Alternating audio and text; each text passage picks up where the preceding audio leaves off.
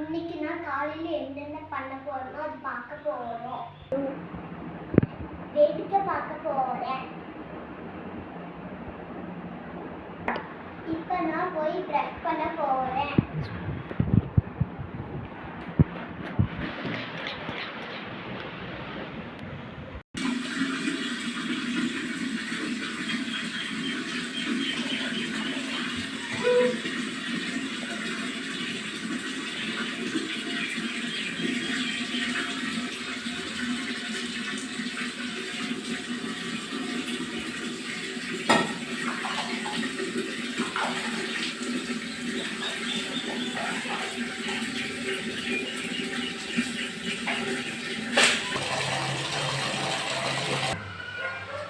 இப்போ நான் போய் டவல்ல மூஞ்சி துடைக்க போறேன்.